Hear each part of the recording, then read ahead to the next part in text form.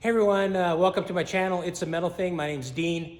I'm a welder fabricator. Been doing it for over 35 years in this spot. I do work primarily for interior designers. Most of the stuff you'll see on here will be interior design stuff. I do like motorcycles and cars. That's my passion. I will be building motorcycles and cars on this channel as well, along with some other things, but mostly metal things. So today's episode, or my first video, is going to be about a squiggle table.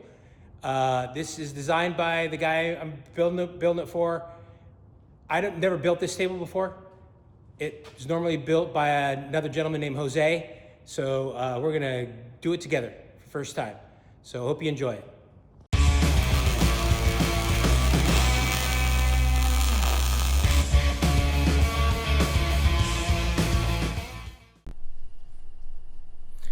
Okay, so for the base of the squiggle table, I have some scrap. This is 12 gauge cold roll steel. Looks like stainless, but it's magnetized. So I'm going to lay this out and cut it up with the plasma. So here's my layout: 8 3/4 at the bottom, 7 inches high, 1 3/4 at the top. The fact that it's 7 inches, the finished height on this particular piece is going to be 5 inches, but with the angle, you need the extra height. You'll see that later on and understand how that works. So I'm going to plasma it out now and move on to the next ones. Okay, so for plasma cutting today, and all the time, I'm not sure I know what I said today, but I've been using the Hypertherm. It's the PowerMax 600. It's a 220 machine. It works pretty good. It's probably about 20 years old. There's some newer machines out that cut thicker and they're smaller and better, but until this one dies, I'm not going to spend any more money. Now, I typically use what's called a drag tip, and so I'm allowed to. You can touch the material with the tip, and you just, like as it says, drag tip. Now, on this particular drag tip, the distance between where the hole is and this outside edge is 3/16 of an inch. So when I go to cut this material, I really pay attention to which direction I'm cutting on, and I hold it like 3/16 of an inch over. And that will give me the outside dimension that I need. You just gotta pay attention to that. So let's get cutting. So after you cut it, plasma cutter, you get some slag on here. The slag can stick pretty good. It grinds really hard because it's like hardened now after the heat cycle. The easiest way, because it's super brittle, is just smack it down. It's easier to grind. So either take a hammer or you take a file on the edge and just knock that off prior to grinding.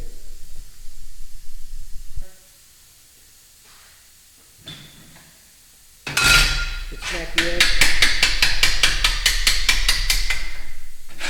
Get off as much as you can.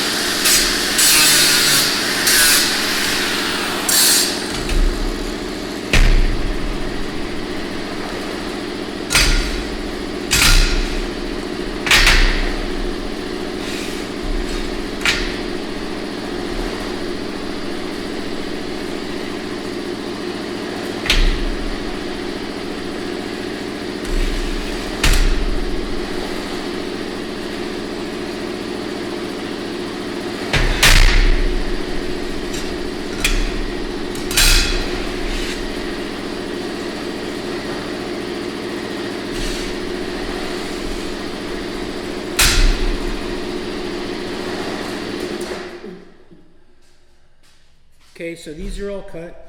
I'm gonna tack them together prior to cutting the base and the top. It's just easier that way. Let's get to it. So the welder I'm using is the Miller-Matic 250, super old school. This thing's got to be 25 or 30 years old. Works well for me. I can weld aluminum with it. I have that spool gun there.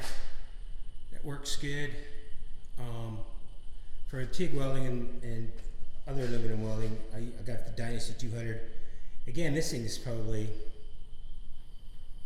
man, 10 years old. This is got the inverter technology. This is like one of the first ones that Miller came out with. It was expensive. I think it was like $3 grand or $3,500. I used to have the old giant, look, it was as big as a freaking washing machine, one in here that was 300. This is barely adequate. Again, newer stuff out, a lot better. This is dual voltage. It's the reason I bought it. But now they got newer, better, more powerful. Again, save your money and buy the good stuff. It's a lot better in the long run. All right, 75-25 mix. I run an 030 wire. I have the Tweeko gun. On this particular piece, I'm going to butt it corner to corner for a couple reasons that you'll find out later. It doesn't have to be super crisp. I can make this a crisp edge. These are typically welded or aluminum. These are typically radiused edges. So let's tack it up. So just to keep it square, I got this framing square sitting on here. Should make sure you match corner to corner.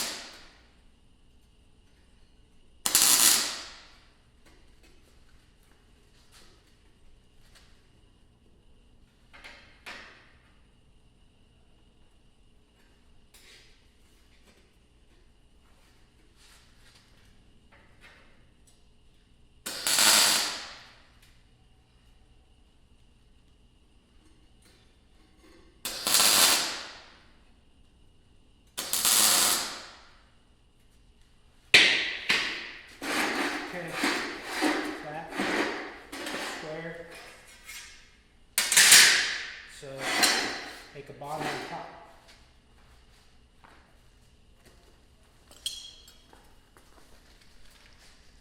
I'm going with it. We go with that. All right, so 3/4 TGP inside a piece of DOM.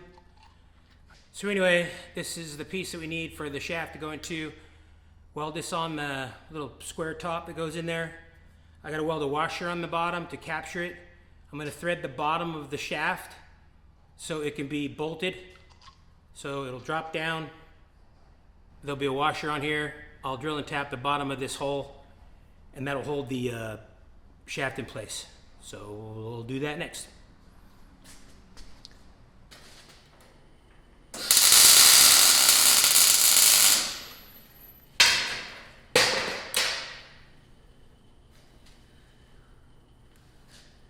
Okay, ugly, but it doesn't matter because you don't see it.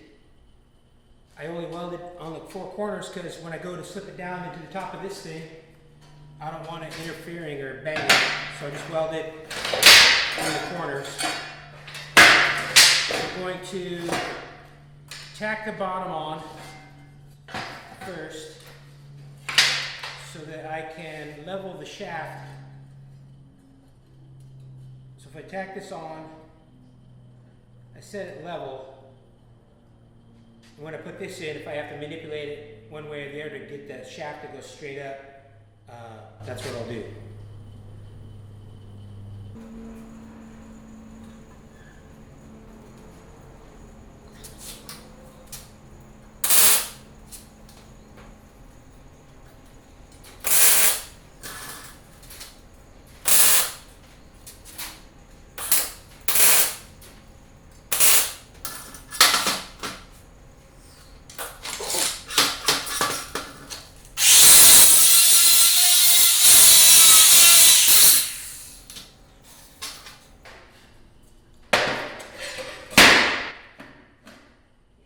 Flat, does, no rocking, no rolling.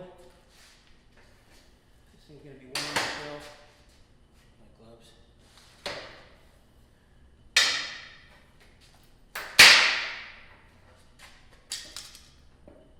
This goes in here.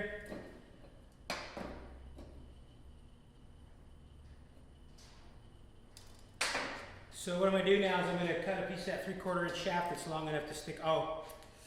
Don't forget, weld the washer on the bottom. That's what we're going to do next. I'm going to get that washer welded on. I'm going to cut a piece of shaft and we'll get this tacked together and then we'll weld it up. Okay, so I have a piece of shaft 40 inches long. I bought a 10-footer, so I have 3 chances because I am assuming I measured off of this, I should need 36 inches. I'll show you this later. This is the Squiggle. I know you can't see it from there, but it's kind of tough. So I need 36 inches. That leaves me 6 inches to mess up. I have 3 chances to do it. I have this piece. I got this washer welded on. This is welded on the back. It's plenty strong. It's just a little side table, aluminum top. This fits in here nice. It's got a little bit of play for copper. And then I'll be able to later on drill and tap the bottom of this. If I knew anything about this before, because I've never built one before, I would drill and tap that bottom. But I'm not sure how it's gonna go. So I'll have to put it in the vise and drill and tap it. It'd be a lot easier to do it in the lathe, obviously, but it's just the sacrifices we have to make. Because of lack of knowledge, I'm ignorant. So now what I've done is I have this level, and I leveled this way. According to this, it's just touching, the bubble's just touching this side, and this way is dead nuts level. So if I put this in here and get it centered in where it's going to be welded, put this shaft in here.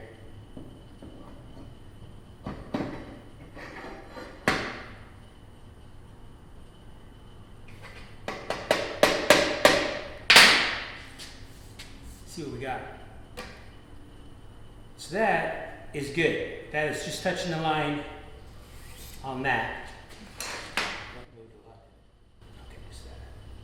Now this way, it's touching this line, so it needs to come this way, the whole thing. So I'm going to grind a little.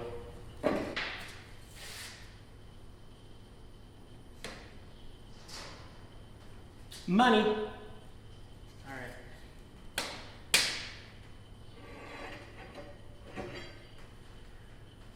I'm going to tack this, so make sure it's centered up, everything looks good, square, Give me a tack.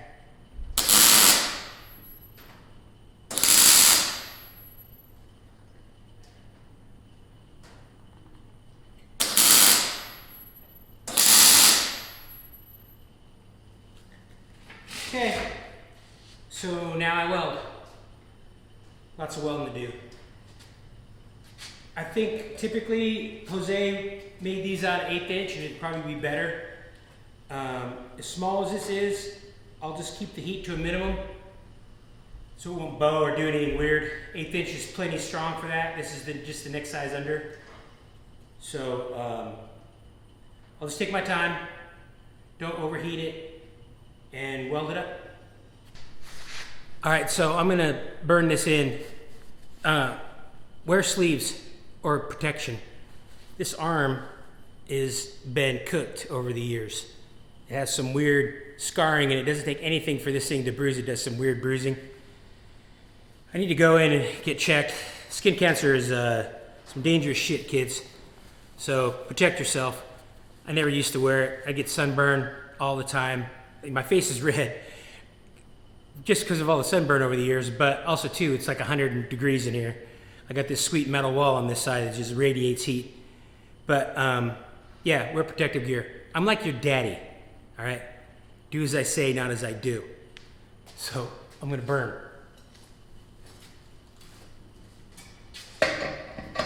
Perfect.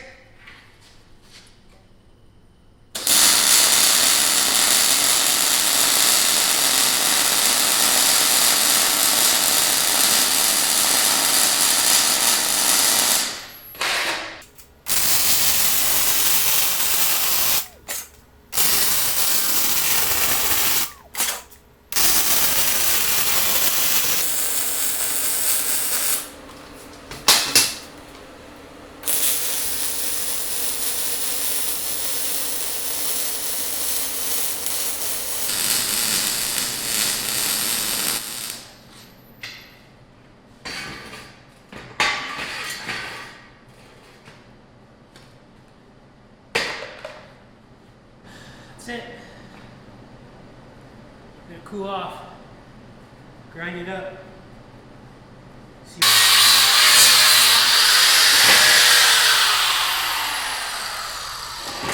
So when I grind, I just try to use the center of this. I hardly ever go out here to the tip.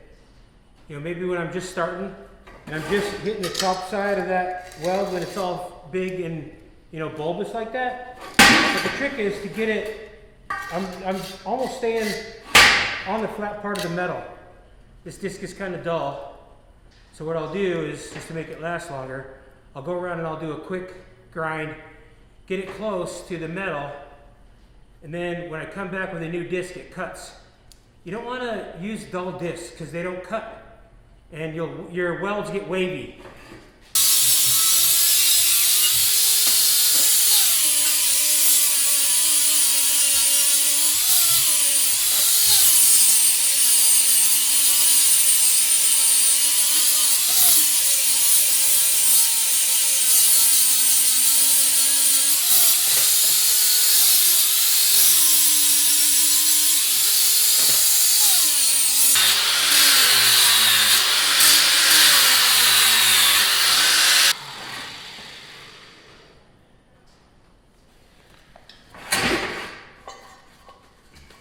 All right, so when you go around, you can see little spots.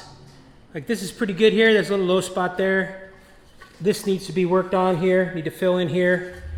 Welding is like, you could use it like Bondo. You can just fill in, like this, I didn't get enough edge on here, enough edge. So we're gonna have to build that up a little bit. So I'm gonna go around, build it up where I think it needs to be built up, and then grind it down some more.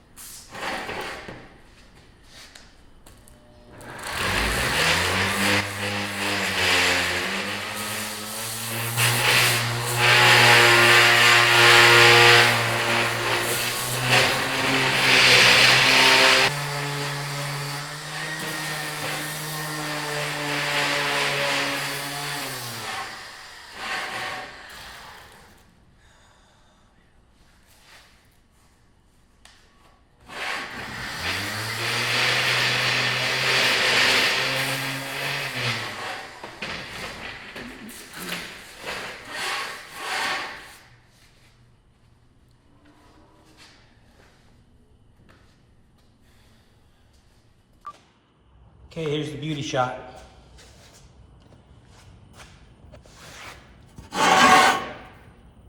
Sits flat.